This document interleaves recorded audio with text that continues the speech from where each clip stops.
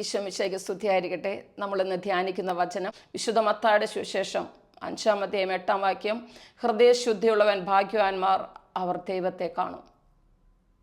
ഹെബ്രായരുടെ പുസ്തകം 12-ാം അധ്യായം 14-ാം വാക്യം ഇങ്ങനെയാണ്: വിശുദ്ധി കൂടാതെ ദൈവത്തെ ദർശിക്കുവാൻ സാധിക്കുകയില്ല. യെശയ്യായുടെ പുസ്തകം 59-ാം അധ്യായം 1-ാം വാക്യം ഇങ്ങനെയാണ്: നിന്റെ പാപങ്ങൾ നിന്നെയും എന്നെയും തമ്മിൽ അകറ്റിയിരിക്കുന്നു.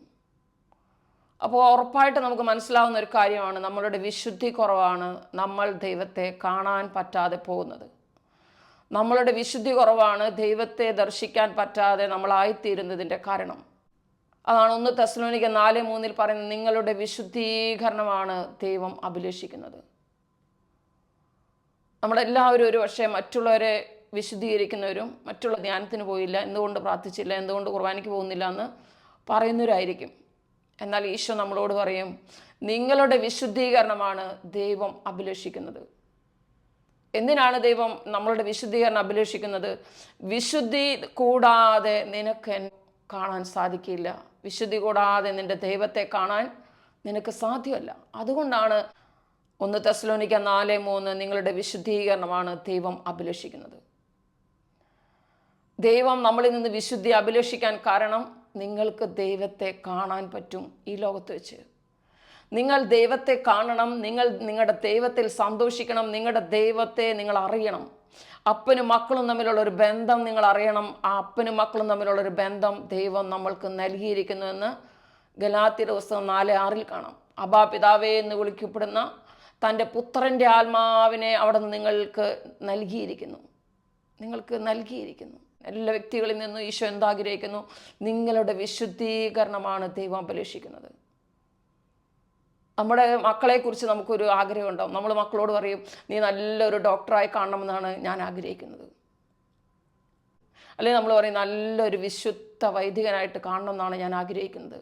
അതുപോലെ ദൈവപിതാവ് നമ്മളോട് പറയുകയാണ്, ഞാൻ നിന്നിൽ നിന്ന് ആഗ്രഹിക്കുന്നത് നിങ്ങളുടെ വിശുദ്ധീകരണമാണ് ഞാൻ അഭിലഷിക്കുന്നത്. വേറെ ഒന്നും ഞാൻ നിങ്ങളിൽ നിന്ന് അഭിലഷിക്കുന്നില്ല. നിങ്ങൾ എന്തിനാണത്? ഹൃദയശുദ്ധി കൂടാതെ നിങ്ങൾക്ക് എന്നെ കാണാൻ കഴിയില്ല. ഹൃദയശുദ്ധിയുള്ളവൻ മരിച്ചിട്ട് കാണുന്നല്ലേ ഈശോ പറയുന്നത്. ഈ ലോകത്ത് വെച്ച് നിങ്ങൾ എന്നെ കാണും, അപ്പോൾ നിങ്ങൾക്ക് എന്നെ മനസ്സിലാകും. ജെറമ്യാ പ്രവാചകന്റെ പുസ്തകം 29:13 ഇങ്ങനെയാണ്: പൂർണ്ണ ഹൃദയത്തോടെ നിങ്ങൾ എന്നെ അന്വേഷിക്കുമ്പോൾ നിങ്ങൾ എന്നെ കണ്ടെത്താൻ ഇടയാക്കുമെന്ന് കർത്താവ് അരുളി ചെയ്യുന്നു. ആ പൂർണ്ണ ഹൃദയം എന്താണ്? അപൂർണ്ണ വിശുദ്ധിയാണ്. വിശുദ്ധി കൂടാതെ നിങ്ങൾക്ക് നിങ്ങളുടെ ദൈവത്തെ ദർശിക്കാൻ സാധിക്കുകയില്ല. ഹെബ്രായർ 12:14. നമ്മളിൽ നിന്ന് ഒരു തിന്മയും കൂടാതെ ദൈവത്തിലേക്ക് അടുത്തടുത്ത് വരണം എന്നാണ് ഈശോ ആഗ്രഹിക്കുന്നത്. ഈശോ എവിടെ വസിക്കുന്നതാണ്? സങ്കീർത്തനം 22:3 പറയുന്നത്, സ്തുതിയുടെ സിംഹാസനത്തിൽ വസിക്കുന്നവനെ അവിടുന്ന് പരിശുദ്ധനാണ്. അപ്പോൾ സ്തുതിയുടെ സിംഹാസനത്തിലാണ് ദൈവം വസിക്കുന്നത്. ഈ സ്തുതിയുടെ സിംഹാസനം നമ്മൾ തന്നെ ഒരുക്കണം. ഓരോ ദിവസവും ഈ സിംഹാസനം നമ്മൾ ഉണ്ടാക്കണം. ആ സിംഹാസനത്തിലാണ് ദൈവം വരിക. നമുക്കറിയാം, എല്ലാ സ്വർഗീയ കൃപകളുടെയും താക്കോലിരിക്കുന്നത് സ്തുതിയിലാണ്. പക്ഷേ ഈ സ്തുതിപ്പിലേക്ക് വരണമെങ്കിൽ ഹൃദയം വിശുദ്ധമാകണം. ഹൃദയശുദ്ധിയില്ലാതെ ദൈവത്തെ കാണാൻ സാധിക്കില്ല. നമ്മൾ എത്രമാത്രം ദൈവത്തിന് അടുത്താണോ ആ വ്യക്തി അത്രമാത്രം സ്തുതിക്കുന്ന ഒരു വ്യക്തിയായിരിക്കും. ഒരു സ്വർഗീയതയുടെ എത്രമാത്രം അടുത്തടുത്താണോ നമ്മൾ അത്രമാത്രം നമ്മൾ സ്തുതിക്കുന്നവരായിരിക്കും.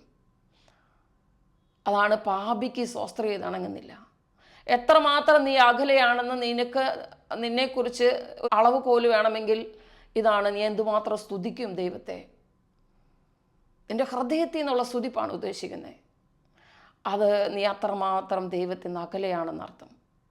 നീ എത്രമാത്രം അടുത്താണെന്ന് അറിയണമെങ്കിൽ നീ എത്രമാത്രം ദൈവത്തെ സ്തുതിക്കുന്നുണ്ടെന്ന് അറിയണം. കാരണം അത് സ്തുതിയുടെ സിംഹാസനമാണ്. സ്തുതിയുടെ സിംഹാസനമാണ്. സിംഹാസനത്തിൻ്റെ അടുത്താണ് നീയെങ്കിൽ നീ ഇങ്ങനെ കാണും. നിൻ്റെ ആത്മാവ് വേറൊരു കാഴ്ച കാണുന്നുണ്ട്. നീ ഈ ലോകത്ത് കാണുന്നൊന്നല്ല നിൻ്റെ ആത്മാവ് കാണുന്നത്. നിൻ്റെ ആത്മാവ് കാണുന്നുണ്ട്. എന്താണ് കാണുന്നത്? ഇതാ എല്ലാവരും കൂടി സ്തുതിക്കുന്നു. അപ്പം ആത്മാവ് സ്തുതിക്കാൻ തുടങ്ങും. ദൈവിക സിംഹാസനത്തിൻ്റെ അടുത്തുള്ളവരെല്ലാം സ്തുതിയായിരിക്കും. വെളിപാടിൻ്റെ പുസ്തകത്തിൽ നോക്കണം, വെളിപാടിൻ്റെ പുസ്തകത്തിൽ 4-ാം അധ്യായത്തിൽ കാണാം, ആയിരുന്നവനും ആയിരിക്കുന്നതിനും വരാനിരിക്കുന്നതിനും സർവശക്തനും ദൈവമായ കർത്താവ് പരിശുദ്ധൻ പരിശുദ്ധൻ പരിശുദ്ധൻ. ഇനി 7-ാം അധ്യായത്തിൽ കാണാം, സ്തുതിയും കൃതജ്ഞതയും ആധിപത്യവും അധികാരവും എപ്പോഴും എന്നേക്കും അവിടുത്തേതായിരിക്കട്ടെ. ഇനി വെളിപാടിൻ്റെ പുസ്തകം 19:6. ഓരോ ദൂതന്മാരും ഇടിവെട്ട് സ്തുതിപ്പാണ്. ഇടിവെട്ടുന്ന പോലെയാണ് സ്തുതിക്കുന്നത്. വെളിപാട് 19:6. വലിയ ജനക്കൂട്ടത്തിൻ്റെയും പെരുവെള്ളത്തിൻ്റെയും ഗംഭീര ഇടിനാദത്തിൻ്റെയും പോലൊരു ശബ്ദം ഞാൻ കേട്ടു. ഹല്ലേലൂയ. 43-ാം അധ്യായം, യെശയ്യാ 43-ാം അധ്യായം 20-21 വാക്യങ്ങൾ ഇങ്ങനെയാണ്: എന്നെ സ്തുതിച്ചു പ്രകീർത്തിക്കാൻ ഞാൻ സൃഷ്ടിച്ച എൻ്റെ ജനം. അതാണ് പ്രഭാഷകൻ 15. പാപിക്ക് സ്വസ്ത്രഗീതം ഇണങ്ങുന്നില്ല. പാപിക്ക് സ്വസ്ത്രഗീതം ഇണങ്ങുന്നില്ല. അവൻ ദൈവത്തിൽ നിന്ന് പ്രചോദനം ഉൾക്കൊള്ളുന്നില്ല. ഇതിൻ്റെ എല്ലാം കാരണം എന്താണെന്ന് ഈശോ പറയുന്നത്? ഈ സ്വസ്ത്രഗീതത്തിലേക്ക്, ഈ സ്തുതിയുടെ സിംഹാസനത്തിലേക്ക്, ദൈവിക സാന്നിധ്യത്തിലേക്ക് നിനക്ക് വരാൻ സാധിക്കാത്തതിൻ്റെ കാരണം ഈശോ പറയുകയാണ്, പാപിക്ക് സ്വസ്ത്രഗീതം ഇണങ്ങുന്നില്ല. നമ്മളിലൊരു തിന്മകളുണ്ട്. ഈ ലോകത്തെ നമുക്ക് നേടാവുന്നതിൽ ഏറ്റവും വലിയ കൃപ പശ്ചാത്താപം നേടലാണ്. പശ്ചാത്തപിച്ചാണ് ഓരോരുത്തരും വിശുദ്ധിയിലേക്ക് കയറി വരിക. അതാണ് സ്നാപയോഹന്നാൻ വിളിച്ചു പറയുന്നുണ്ട്, മനസ്സാന്തരപ്പെടുവിൻ, സ്വർഗരാജ്യം സമീപിച്ചിരിക്കുന്നു, പശ്ചാത്തപിക്കുവിൻ. ജെറമ്യായുടെ പുസ്തകം 23:15 ഇങ്ങനെ കാണാം, ദേശത്തെ പ്രവാചകന്മാരിൽ നിന്ന് ദേശം മുഴുവനിലേക്ക് അധർമ്മം പരന്നിരിക്കുന്നു. എന്താ അതിൻ്റെ അർത്ഥം? കർത്താവിൻ്റെ ആത്മാവിനെ ആർക്ക് ദൈവം നൽകിയിട്ടുണ്ടോ അവർ വിശുദ്ധരാണെങ്കിൽ അവരിൽ നിന്ന് ലോകം മുഴുവനിലേക്കും വിശുദ്ധി പടരും. അവർ അശുദ്ധരാണെങ്കിൽ ലോകം മുഴുവനിലേക്ക് അവരിൽ നിന്ന് അശുദ്ധി പടരും. ഈശോ നമ്മൾ ഓരോരുത്തരുടെയും വിശുദ്ധിയാണ് ആഗ്രഹിക്കുന്നത്. ഈശോ എന്താ അതുകൊണ്ട് ഉദ്ദേശിക്കുന്നത്? നിങ്ങളുടെ വിശുദ്ധീകരണമാണ് ദൈവം അഭിലേഷിക്കുന്നത്. നമ്മൾ ഓരോരുത്തരും പ്രകാശമായിട്ട് മാറണം. ചെറിയ ഒരു പ്രകാശമെങ്കിലുമായിട്ട് മാറണം. ഇന്ന് വരെ ചെയ്ത തിന്മകൾ നാളെ നമ്മൾ ചെയ്യരുത്. അതിലേറ്റവും നമ്മളെ തിന്മയിലേക്ക് വലിച്ചെഴുകുന്ന, അന്ധകാരത്തിലേക്ക് വലിച്ചഴിക്കുന്ന തിന്മ സഹോദരനോടുള്ള വെറുപ്പാണ്. അതാണ് ഹെബ്രായർ 12:14 ഇങ്ങനെ കാണാം, വിശുദ്ധി കൂടാതെ ദൈവത്തെ ദർശിക്കാൻ സാധിക്കില്ല. ദ്വേഷത്തിൻ്റെ വേര് വളർന്ന് ആർക്കും ഉപദ്രവം ചെയ്യാതിരിക്കാൻ സൂക്ഷിക്കുവിൻ. പിശാചിൻ്റെ ഒരു വേര് നിന്റെ ഹൃദയത്തിൽ വളരും. എങ്ങനെ? വിദ്വേഷത്തിലൂടെ. നമ്മളുടെ ജീവിതത്തിൽ, മിക്കവാറും പേരുടെ ജീവിതത്തിൽ അറിയാതെ നമ്മളെ അന്ധകാരത്തിലേക്ക് ആക്കുന്ന ഒരു തിന്മയാണ് വെറുപ്പും വൈരാഗ്യവും. നമ്മളെ തിന്മയിലേക്ക് നയിക്കുന്ന ഒരു വലിയ, നമ്മളറിയാതെ തിന്മയിലേക്ക് വീണു പോകുന്ന ആത്മീയ കൃപകളെല്ലാം നമ്മൾ ഇന്ന് പോകുന്ന ഒരു കാര്യമാണ് വെറുപ്പും വൈരാഗ്യവും. ഈ വെറുപ്പിലൂടെ വിദ്വേഷത്തിൻ്റെ വേര് നമ്മുടെ ഹൃദയത്തിൽ വളരും. എന്താ വിദ്വേഷത്തിൻ്റെ വേര്? പിശാചിൻ്റെ ഒരു വേര് നിന്റെ ഹൃദയത്തിൽ. അവൻ നിൻ്റെ ഹൃദയത്തിൽ നിന്ന് കൃപകളെല്ലാം എടുക്കും. നിൻ്റെ ഹൃദയത്തിൽ നിന്നൊരു വേര് വളരുകയാണ്. അവൻ നിൻ്റെ ഹൃദയത്തിലുള്ള കൃപകളെല്ലാം, അനുഗ്രഹങ്ങളെല്ലാം വലിച്ചെടുക്കും.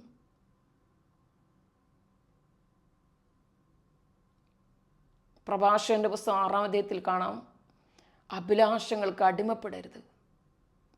അത് കാളക്കൂറ്റിനെ പോലെ നിന്നെ കുത്തിക്കീറും, നിൻ്റെ ഇലകൾ ഭക്ഷിക്കും, നിൻ്റെ ഫലങ്ങൾ കൊഴിഞ്ഞു വീഴും, നീ ഒരു ഉണക്കമരമായിട്ട് മാറും. അതാണ് പ്രഭാഷകൻ 21:2 കാണാം, സർപ്പത്തിൽ നിന്നതുപോലെ പാപത്തിൽ നിന്ന് ഓടി അകലുവിൻ. ഏറ്റവും പ്രധാനപ്പെട്ട തിന്മയുടെ ഒരു മേഖല ഇതിങ്ങനെയാണ്, വെറുപ്പിൻ്റെ മേഖലയാണ്. എവിടെയെല്ലാം നമുക്ക് വെറുപ്പുണ്ടോ പെട്ടെന്ന് നമ്മളിൽ നിന്ന് കൃപകളെല്ലാം പോകും. ഹെബ്രായരുടെ പുസ്തകം 12-ാം അധ്യായത്തിൽ തുടർന്ന് വരുന്ന ഭാഗങ്ങൾ ഇങ്ങനെയാണ്, ഇതാ ഒരു നിമിഷത്തെ പായസത്തിന് വേണ്ടി കടിഞ്ഞൂലവകാശം നഷ്ടപ്പെട്ട ഏസാവിനെ പോലെ നിങ്ങളാരും അങ്ങനെ ആയിത്തീരരുത്. എങ്ങനെയാണ് അങ്ങനെ ആ കടിഞ്ഞൂലവകാശം നഷ്ടപ്പെടുന്ന ഈശോ പറഞ്ഞ്? വിദ്വേഷത്തിൻ്റെ വേര് മൂലം. പെട്ടെന്ന് നമ്മുടെ കൃപകളെല്ലാം നശിപ്പിക്കുന്ന ഒന്നാണ് സഹോദര സ്നേഹത്തോടുള്ള കുറവ്. സഹോദര സ്നേഹത്തിൽ കുറവ് വരിക. അത് പെട്ടെന്ന് നമ്മളിൽ വരികയും ചെയ്യും. നമ്മളെല്ലാം നമ്മുടെ ചുറ്റുപാടിലും നമ്മുടെ ബന്ധുമിത്രാദികളും നമ്മളിങ്ങനെ ബന്ധപ്പെട്ട ഒരുപാട് പേരായിട്ട് നമ്മൾ ഇടപെടുക കഴിയുകയാണ്. പെട്ടെന്നൊരു അസ്വസ്ഥത കയറി വരുന്ന ഒന്നാണ് നമ്മൾ വിദ്വേഷത്തിൻ്റെ വേര് നമ്മളിലേക്ക് കടന്നു വരുമ്പോൾ. എല്ലാ കൃപകളും കൂടി പെട്ടെന്നങ്ങ് നഷ്ടപ്പെടും. വിദ്വേഷത്തിൻ്റെ വേരെന്ന് പറയുന്നത് പിശാചിൻ്റെ വേര് നിൻ്റെ ഹൃദയത്തിൽ വരും. നിൻ്റെ ഹൃദയത്തിലുള്ള നന്മകൾ, കൃപകൾ, വിശുദ്ധിയെല്ലാം വിട്ടുപോകും. നീ അന്ധകാരമായി മാറും. എങ്ങനെ മാറുന്ന ഈശോ പറയുന്നേ? വിദ്വേഷത്തിലൂടെ. സഹോദര സ്നേഹമാണ് ബൈബിളിൽ ഏറ്റവും പ്രധാനപ്പെട്ട കാര്യം. നമ്മളിങ്ങനെ പറയും, ഞാൻ പ്രാർത്ഥിക്കുന്ന വ്യക്തിയാണ്, എനിക്ക് അങ്ങനെ ആരോടും വിഷമമൊന്നുമില്ല. പിന്നെ അവരെ കാണുന്നത് ഇഷ്ടമല്ല, അവരുടെ ശബ്ദം കേൾക്കുന്നത് ഇഷ്ടമല്ല, അവരോട് സംസാരിക്കുന്നത് ഇഷ്ടമല്ല, ആ വീട്ടിലേക്ക് പോണതേ എനിക്ക് ഇഷ്ടമല്ല. അങ്ങനെ ഒരു ഒരു ജനം നമ്മുടെ കൂടെ ഉണ്ടായിരിക്കും. അപ്പോൾ അറിയണം അവിടെ ഒരു ദൈവസ്നേഹത്തിൻ്റെ കുറവുണ്ട്. അപ്പോൾ നമ്മൾ അറിയണം ദൈവസ്നേഹത്തിൻ്റെ കുറവ് അവിടെയുണ്ട്. അവിടെ വിദ്വേഷത്തിൻ്റെ വേര്, പിശാചിൻ്റെ വേര് നിൻ്റെ ഹൃദയത്തിലേക്ക് ആഴ്ന്നിറങ്ങിയിട്ടുണ്ട്. ഇതെല്ലാം പെട്ടെന്ന് മാറ്റേണ്ട ഒരു സംഗതിയാണ്. സഹോദര സ്നേഹത്തിൽ എപ്പോഴും നിലനിൽക്കുക തന്നെ വേണം. സഹോദര സ്നേഹമാണ് ഏറ്റവും പ്രധാനപ്പെട്ട ഘടകം. അതാണ് ഈശോ പറഞ്ഞത്, നിന്നെപ്പോലെ നിൻ്റെ അയൽക്കാരനെ സ്നേഹിക്കണം. പുതിയ നിയമത്തിൽ 2 കൽപ്പനയുള്ളൂ. നിന്നെപ്പോലെ നിൻ്റെ അയൽക്കാരനെ സ്നേഹിക്കണം, പൂർണ്ണ ഹൃദയത്തോടെ, പൂർണ്ണാത്മാവോടെ, പൂർണ്ണ മനസ്സോടെ ദൈവത്തെ സ്നേഹിക്കണം. ഇതിൽ വീഴ്ച വന്നാൽ പെട്ടെന്ന് ഈശോ പറയുക, ഹെബ്രായ ദിവസം 12-14 മുതൽ വാക്യങ്ങളിൽ പറയാണ്, വിദ്വേഷത്തിൻ്റെ വേര് നിൻ്റെ ഹൃദയത്തിൽ, പിശാചിൻ്റെ വേര് നിൻ്റെ ഹൃദയത്തിലേക്ക് വരും. അവിടെ ഒരു ചെടി മുളയ്ക്കും. വേര് വന്നിട്ട് പിന്നെ എന്താ ഉണ്ടാവുക? ഒരു ചെടി മുളയ്ക്കും. ചെടിയിൽ എന്തുണ്ടാവും? വെറുപ്പ്, വൈരാഗ്യം, വിദ്വേഷം, അശുദ്ധി, കലഹം, ഭിന്നത, കോപം, സകലമായ അശുദ്ധികളും. ഇതിനെല്ലാം വെറുപ്പ് എന്ന് പറഞ്ഞൊരു സംഭവം മാത്രം മതി. പിശാച് തൻ്റെ വേര് നമ്മളിൽ മുളപ്പിക്കുന്ന, പിശാചിൻ്റെ കുറേ വിത്തുകൾ നമ്മുടെ ഉള്ളിൽ കിടക്കുന്നുണ്ടായിരിക്കും. ഇതിന് വേര് വയ്ക്കുന്ന കാലഘട്ടമാണ് നമ്മുടെ വെറുപ്പിൻ്റെ കാലഘട്ടം. നമുക്കൊരു വെറുപ്പുണ്ടായാൽ അത് ആ പിശാചിൻ്റെ വിത്തുകളെല്ലാം നമ്മളിൽ മുളയ്ക്കും, വേര് മുളയ്ക്കും. എന്നിട്ട് അതങ്ങ് വളർന്നു തുടങ്ങും. അത്രമാത്രം നമ്മൾ ഇന്ന് കൃപ പോകുന്ന ഒന്നാണ് വെറുപ്പിൻ്റെ മേഖല. അതാണ് സ്വർഗസ്ഥനായ പിതാവിൻ്റെ പ്രാർത്ഥനയിൽ നമ്മൾ എന്താ പ്രാർത്ഥിക്കുന്നത്? ഞങ്ങളുടെ കടക്കാരോട് പൊറുത്തതുപോലെ ഞങ്ങളുടെ കടങ്ങൾ പൊറുക്കണേ. വിശുദ്ധ മത്തായിയുടെ സുവിശേഷം 6-15 വാക്യം, മറ്റുള്ളവരുടെ തെറ്റുകൾ നിങ്ങൾ ക്ഷമിക്കുകയില്ലെങ്കിൽ നിങ്ങളുടെ സ്വർഗസ്ഥനായ പിതാവ് നിങ്ങളോടും ക്ഷമിക്കുകയില്ല. നമ്മൾ പെട്ടെന്ന് അങ്ങ് വിചാരിക്കും എനിക്ക് ആരോടും വെറുപ്പില്ല. പക്ഷേ ഇഷ്ടക്കുറവുള്ള കുറേ പേരുണ്ടായിരിക്കും, എനിക്ക് അവരെ ഇഷ്ടമല്ല. ഒരുപക്ഷെ നിന്നെ എപ്പോഴും വേദനിപ്പിക്കുന്ന വ്യക്തിയായിരിക്കാം, അല്ലെങ്കിൽ നിനക്കെതിരെ അപവാദം പറഞ്ഞ വ്യക്തിയായിരിക്കാം. എന്തോ ആയിക്കൊള്ളട്ടെ, ആ സ്നേഹം നീ വീണ്ടെടുത്തേ മതിയാവുള്ളൂ. കാരണം നിന്നെ ദൈവത്തിന് അനുഗ്രഹിക്കണമെങ്കിൽ നീ ക്ഷമിക്കാതെ നിൻ്റെ ദൈവത്തിന് നിന്നെ അനുഗ്രഹിക്കാൻ പറ്റില്ല. അതാണ് ഈശോ പറഞ്ഞ് വിശുദ്ധ മത്തായിയുടെ സുവിശേഷം 6:15, മറ്റുള്ളവരുടെ തിന്മകൾ നിങ്ങൾ ക്ഷമിക്കുകയില്ലെങ്കിൽ നിങ്ങളുടെ തിന്മകൾ അവിടുന്ന് ക്ഷമിക്കുകയില്ല.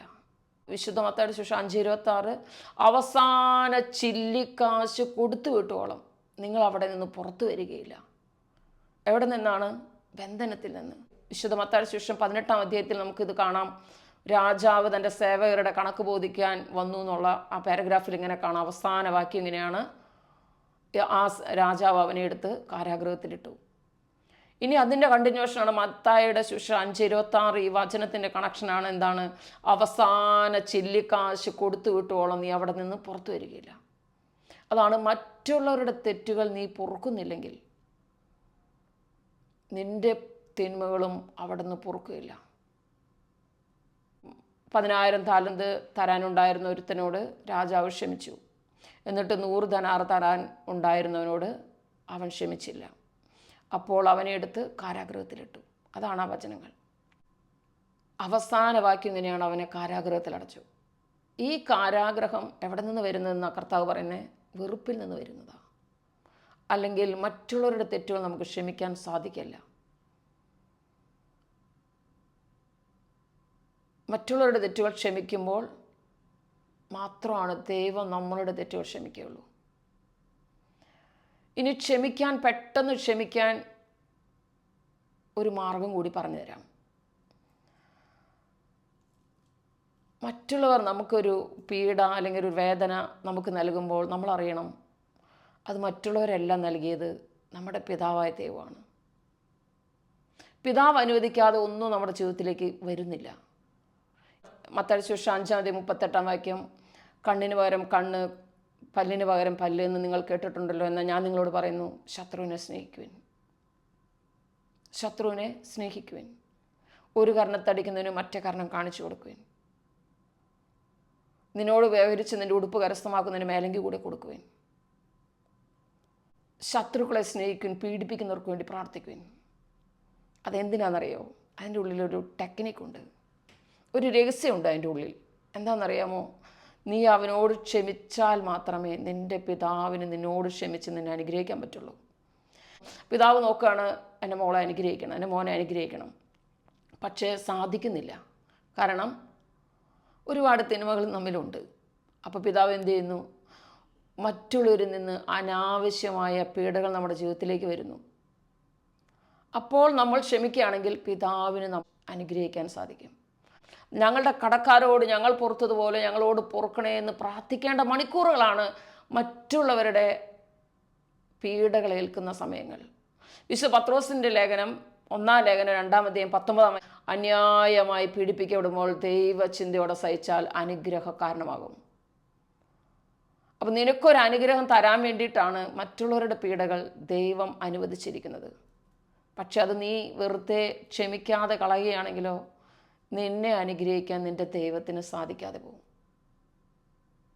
നീ ക്ഷമിക്കാൻ പറ്റാതെ കളയുകയാണെങ്കിൽ നിന്നെ അനുഗ്രഹിക്കാൻ ദൈവത്തിന് പറ്റാതെ പോകും. ദൈവം ഒരു വലിയ അനുഗ്രഹം കൈകളിൽ വെച്ചിരിക്കുകയാണ്. എന്തിനു വേണ്ടി? നമുക്ക് നൽകാൻ. പക്ഷെ ഒരു കണ്ടീഷനുണ്ട്. അതാണ് നമ്മൾ സ്വർഗസ്ഥനായ പിതാവിൻ്റെ പ്രാർത്ഥനയിൽ പ്രാർത്ഥിക്കുന്നത്. കണ്ടീഷനുണ്ട്. എന്താ? നമ്മൾ തന്നെ കണ്ടീഷൻ വെക്കുകയാണ്, ഞങ്ങളുടെ കടക്കാരോട് പൊറുത്തതുപോലെ ഞങ്ങളുടെ കടങ്ങൾ പൊറുക്കണേ. അപ്പം ഈ കടക്കാർ, ഈ നമ്മളെ വേദനിപ്പിക്കുന്നവരെ ദൈവം നമ്മുടെ ചുറ്റും വയ്ക്കുന്നത് എന്തിനാണ്? നിങ്ങളുടെ കടക്കാരോട് പൊറുക്ക്, എനിക്ക് നിങ്ങളെ അനുഗ്രഹിക്കണം. വിശുദ്ധ മത്തായി സുവിശേഷം 5:45 അങ്ങനെ നിങ്ങൾ നിങ്ങളുടെ സ്വർഗസ്ഥനായ പിതാവിൻ്റെ മക്കളായി തീരും. അപ്പോൾ സ്വർഗസ്ഥനായ പിതാവിൻ്റെ മക്കളാക്കി മാറ്റാൻ ദൈവം ആഗ്രഹിക്കുന്നതുകൊണ്ടാണ് ശത്രുക്കൾ നമ്മുടെ ചുറ്റുമുള്ളത്. അവരോട് നമ്മൾ എന്ത് ചെയ്യണം? സാരില്ല നിൽക്കണം, ക്ഷമിക്കണം. അപ്പോൾ നമ്മളുടെ ജീവിതത്തിലുള്ള എല്ലാ കുറവുകളും അവിടെ നിന്നും പൊറുക്കും. ഇനി നമ്മളുടെ ആദ്യത്തെ വചനത്തിലേക്ക് വന്നേ. അപ്പോൾ നമ്മൾ ഹൃദയവിശുദ്ധി ഉണ്ടാകും. ഹൃദയവിശുദ്ധി ലഭിക്കുന്നവൻ ദൈവത്തെ കാണും. അപ്പോൾ നമ്മൾ ആദ്യം ധ്യാനിച്ച പോലെ സ്തുതിയുടെ സിംഹാസനത്തിലേക്ക് നമ്മൾ പ്രവേശിക്കും. അപ്പോൾ നമ്മൾ നിരന്തരം സ്തുതിക്കുന്നവരായി തീരും. സ്വർഗീയ സിംഹാസനം ഒരുക്കുന്നവരായിട്ട് നമ്മൾ മാറും. അതാണ് ഈശോ നമ്മളിൽ നിന്ന് ആഗ്രഹിക്കുന്നത്. നിങ്ങളുടെ വിശുദ്ധീകരണമാണ് ദൈവം അഭിലഷിക്കുന്നത്.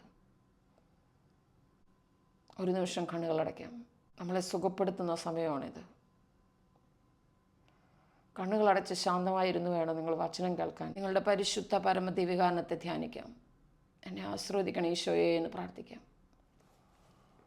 ഈശോ മിശിഹായ്ക്കും